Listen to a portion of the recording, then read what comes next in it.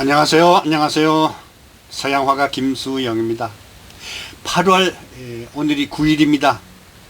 오늘의 모닝 토크쇼 특별한 날이라서 제가 이제 그 주제를 8월 9일로 선택했습니다. 여러분 8월 9일이 어떤 날인지 아시는 분은 대충 아실 겁니다. 역사 공부 좀 하신 분들, 좀 옛날 세계사 공부 좀 하신 분들, 또 우리나라 이 광복에 관한 이 역사 대충 아시는 분들 8월 9일이 무슨 날인지는 아실 겁니다. 자, 맞습니다. 2차 대전 때 미국이 일본을 항복시키기 위해서 8월 6일 날 히로시마, 8월 9일 나가사키, 이 두 곳에다가 역사상 전무후무한 가장 큰 그거를 투하했습니다. 사실 유튜브에서 쓰지 말라는 말이 너무 많아가지고 빨간 딱지 붙을까봐 단어를 정화해서 하느라고 그거라고만 말씀드릴게요. 자, 그러자 8월 15일 날 일본 히로히토 천황, 그냥 왕이라고 하죠. 그 왕이 이 라디오에서 항복 문서를 발표합니다. 근데 항복이라는 말 자체를 이런 반구를 안 합니다. 물론 이 8월 6일과 9일 날 히로시마와 나가사키에 떨어진 그거 때문에 일본은 그냥 깜짝 놀랐어요. 또 그동안 이 전쟁을 왜 했는가 하는 이야기들 많이 입 밖에 내놓지는 못했지만 언론이나 지식인들은 많이 후회를 하고 있었는데, 드디어 그 종지부를 찍게 된 게 8월 6일과 9일 히로시마와 나가사키 때문이었습니다. 자, 참 일본이라는 나라는 어떤 면에 있어서는 굉장히 바보스러워요. 한마디로 말해서. 제가 이 이야기를 왜 하는가 하면 8월 15일쯤 되면 일본의 정치인들이 야스쿠니 신사에 가가지고 전범에 관한 공물을 바친다든가 아니면 직접 방문해가지고 예의를 표시하는 그런 행사를 치를 텐데, 그것이 참 일본인의 그 이중 성격을 그대로 표현한다고 해도 과언이 아닙니다. 자, 이제 얘기가 옆으로 나가려고 하는데, 히로히토가 항복이라는 말을 안 했는데도 항복이 된 거 아니겠습니까? 그건 무슨 뜻인가 하면은요, 여러분 그 내용을 지금부터 자세히 한번 얘기할 테니까, 가끔 다큐멘터리에서 일본 천황 히로히토가 어쩌고 하는 그 라디오 방송하는 소리를 가끔가다 이제 녹음해서 들은 적이 있는데, 그 내용을 정확히 내용을 아시는 분들은 많지 않아요. 그래서 그 내용을 먼저 이야기해 볼게요. 1945년 8월 15일 정오, 히로히토는 방송에서 일본 국민들에게 포츠담 선언을 수락한다고 발표했습니다. 포츠담 선언은 뭔가 하면은요, 미영 중국이 2차 대전 종전 직전 일본에게 항복을 권고했다는 회담이거든요. 천황이라는 작자는 항복이라는 말을 하지 않고 포츠담 선언의 수락을 합니다라는 완곡한 표현을 했어요. 이게 일본인들이 얍삽한 아주 그냥 술수고 그런 정신으로다가 살았기 때문에 섬나라 근성을 못 버리는 거예요. 자, 이어서 그 연설에는 뭐라고 되어 있는가 하면, 이 연설에는 일본이 미국과 영국에게 전쟁을 선포했을 뿐 다른 나라의 주권을 침해하거나 영토를 확장하려는 생각은 추호도 없었다. 이렇게 참 사악한 천황이 어디 있어. 아니, 영토를 확장하는 생각이 없고 또 주권을 침해할 생각이 없었다면은 하와이 진주만을 왜 공격했으며, 또 이오지마 전투, 또 버마 전투, 인도네시아 침략 왜 했습니까? 말이나 되는 소리를 해야죠. 그 다음에 항복이라는 말을 이런 반구 안 하고서 포츠담 선언을 수락합니다. 기가 막힐 노릇이에요.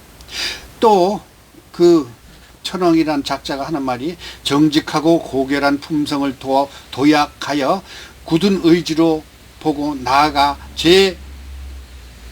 제국의 영광을 드높이고 세계와 어깨를 나란히 할지어다.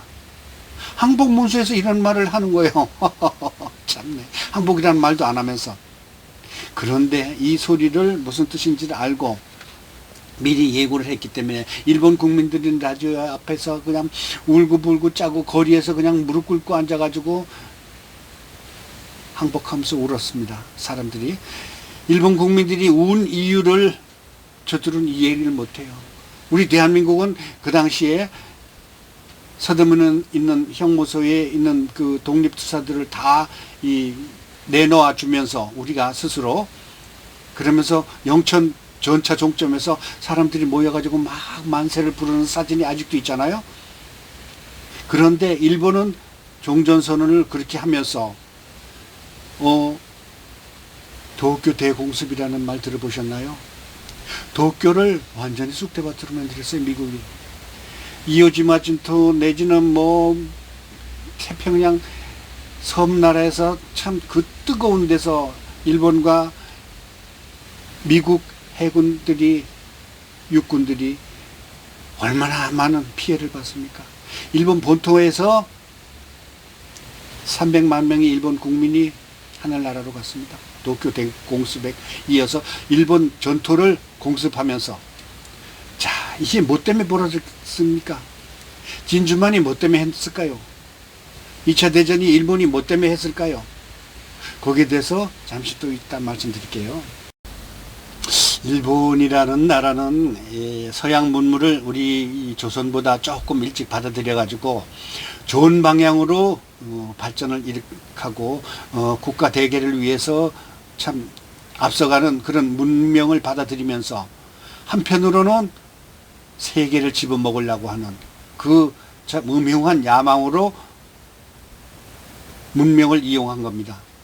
1937년 일본이 중국을 침략하죠. 1940년 독일, 이탈리아와 동맹을 맺습니다.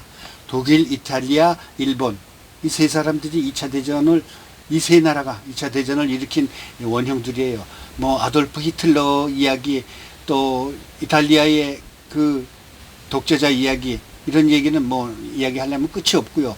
오늘은 일본에 관한 이야기만 할 건데 미국이 미국 내 일본 자산을 동결시킵니다. 중국을 침략할 때마다 침략한 1937년에 그 다음에 석유 기타 군수품을 일본 수출을 금지하죠.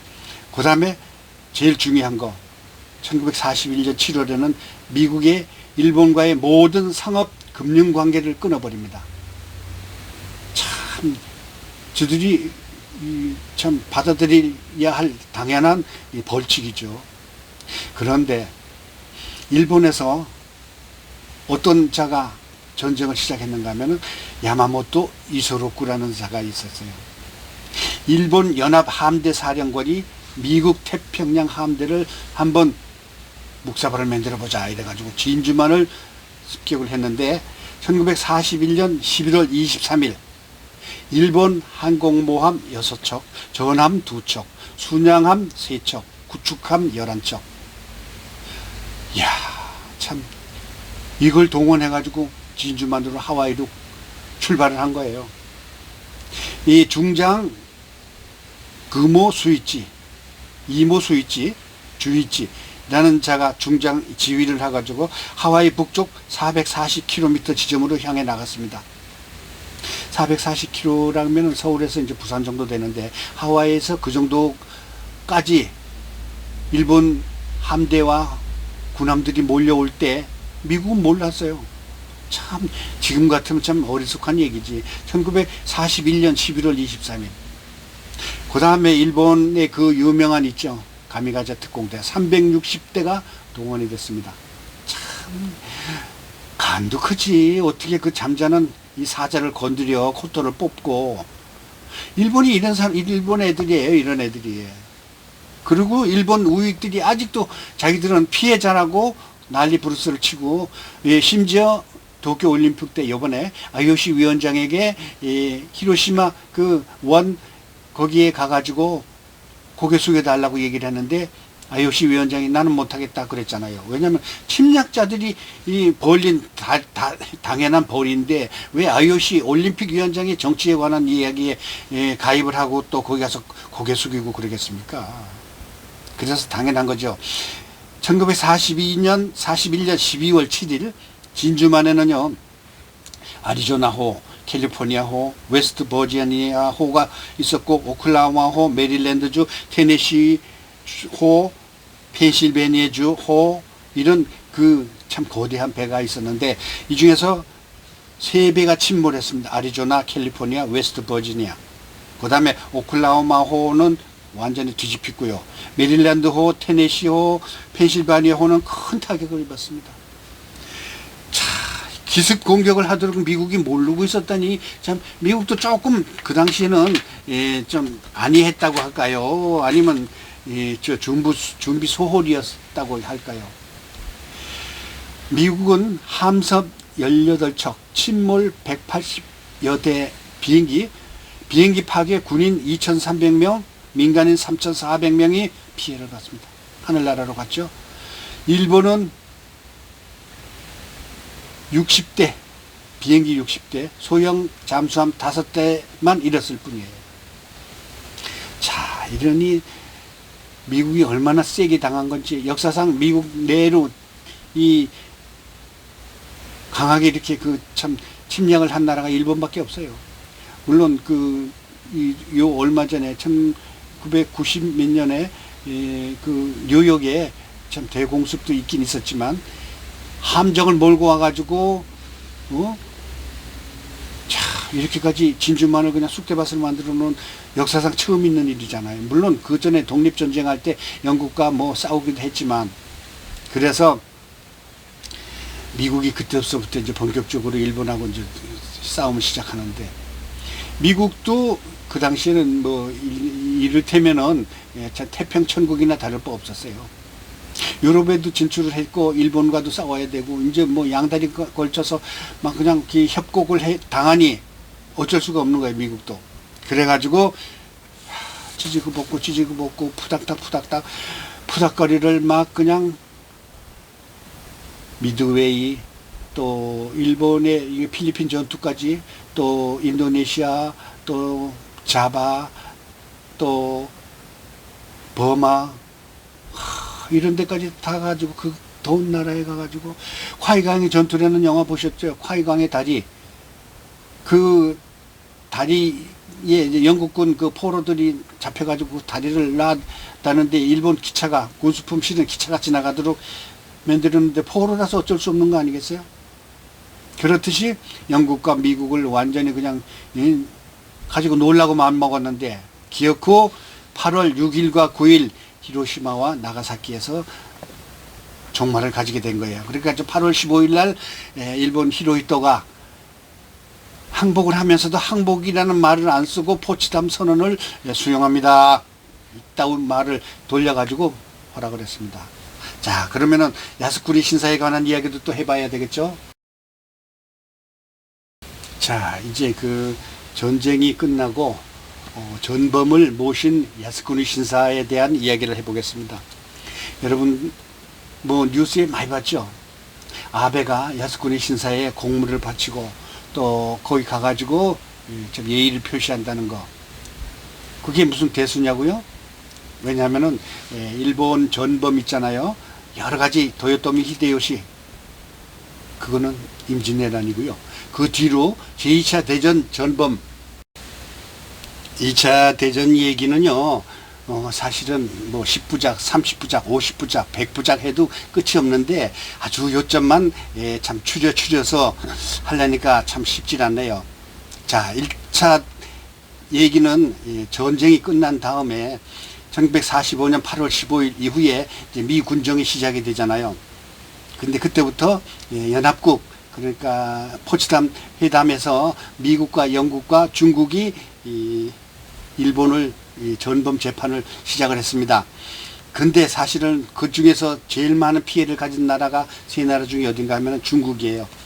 장개석, 무려 3천만 명이 하늘나라로 갔습니다. 일본 때문에. 참, 그 중에서 난징, 대, 히읗 있었죠. 그 사진도 제가 지금 이미지를 미리 올려놓을 텐데, 어쨌든 일본은 하여튼 잔인의 극치에 섰습니다. 그래가지고 전범 재판을 했는데요. 그 중에서 가장 나쁜 자 도조 히데키 내지는 일본 수상 내지는 일본의 참 해군 제독이니 뭐 공군 제독이니 이딴 것들 합쳐서 수십 명이 재판을 받았습니다. 그래가지고 그 중에 아주 1급 전범들이 야스쿠니 신사에 묻혔어요. 화장을 해가지고 묻혔는데 거기를 아베니 뭐 기시다니 뭐 가가지고 또 가서 또 이렇게 공물을 바치고서 절을 하고, 그러니까 그 전범들을 존경한다는 의미나 다를 바 없잖아요. 침략자들을 존경하는 데 있어서 야스쿠니 신사가 좋은 의미로, 물론 이래서 저래서 죽은 사람들도 참 불쌍하긴 하지만 사자의 명복을 빈다는 건 좋은데, 외부의 침략, 아까 얘기했듯이 히로히토가 외국의 국토를 침탈하고 국토를 빼앗을 생각은 요만큼도 없었다, 그따위 입에 발린 말을 한 전범들이 몰려가가지고 그 많은 나라를 쑥대밭을 만들어 놔놓고서도 그거를 칭송을 하면서 존경하면서 거기 가가지고 공문을 바치고 절을 한다는 것은 있을 수가 없는 일이에요. 그 다음에 또 중요한 것은 거기에서 첫 번 위패, 그 야스쿠니 신사의 첫 위패를 누가 하는가 하면은요, 야스쿠니 신사. 이게 아주 또 중요해요. 일본인들이 이렇게 참 극악한 거예요. 야스쿠니 신사 위패 1호가 한반도 정벌을 외친 요시다 쇼인이라는 자예요. 그러니까 그 조선을 침략할 때 그러니까 처음서부터 끝까지 침략을 아주 그냥 그 일상화한 나라, 침략을 아주 합리화한 나라. 1970년대 이 서독의 브란트 수상이 폴란드의 바르샤바에 가가지고 유태인이 죽은 그 장소에 가가지고 무릎을 꿇고 기도했었잖아요. 근데 일본은 우리나라에 와가지고 무릎 꿇고 잘못을 빈 사람이 있습니까? 없잖아요. 오히려 야스쿠니 신사 위패 1호를 한반도 정벌을 한 요시다 쇼인을 위패 1호로 삼고 2차 대전 동남아를 중국을 완전히 그냥 불바다로 만든 참 도조 히데키 같은 자를 모시러 절을 하는 게 일본이에요. 아직도 걔들은 참 우리나라 그 위안부들 있죠. 또 우리나라 이 강제 노동하는 사람들을, 물론 1960년도에 그 한일 협정에 의해 가지고 청구권이라고 그래 가지고 8억 달러를 줬습니다. 8억 달러도 그냥 준 게 아니라 3억 달러만 그냥 준 거고, 또 나머지 5억 달러는 차관으로 준 거예요. 근데 그걸 줬다고 해가지고 자기들이 저지른 조선 36년 침략 내지는 또 조선 청년들을 참 태평양 섬나라로 몰고 가가지고 전쟁을 시킨 그런 악독한 저지른 걸 갖다가 3억 달러로 다 이빨림 해가지고 다 끝났다고 자기들은 할 일 다 했다는 식으로 다 얘기하는 그 자들이 일본입니다. 그렇기 때문에 우리가 처음부터 끝까지 아직도 용서를 못하고 있긴 한데, 저는 한편으로 영원히 일본이 반성을 못할 것 같은 예감이 들어요. 그러니까 그 자들은 그러려니 하고 우리는 더 일본을 밟고 올라섰으면 합니다. 자, 드디어 우리가 세계 10대 경제 대국이 됐죠. 일본 경제에 30년 동안 잠자고 있죠. 대한민국 이제 서서히 국민소득까지 합쳐서 일본을 누르고 있습니다. 또 손흥민, BTS, 봉준호 일본을 압도하고 있습니다. 일본 참 외국 영화 중에서 1편서부터 10편까지 1등서부터 10등까지 한국 영화가 싹 휘어잡고 있어요. 지금 한국 문화가 일본을 휘어잡고 있고 일본을 점령했습니다. 자, 일본은 무기로서 조선을 점령했지만 우리는 문화와 예술과 사랑으로 일본을 점령했습니다. 이렇게 해서 대한민국이 이제 해방 77년이 됐습니다. 이렇게 해서 대한민국은 앞으로 영원히 참 무궁한 발전을 이루어가지고 일본 저리 가라 하고 위대하게 영원히 빛났으면 합니다. 자, 여러분 8월 9일 오늘 히로시마 나가사키에 관한 이야기를 하면서 말을 조심해야 되니까 힘들었습니다. 자, 감사합니다. TV 배어 모닝 토크쇼 오늘은 여기서 마치겠습니다. 감사합니다. 구독.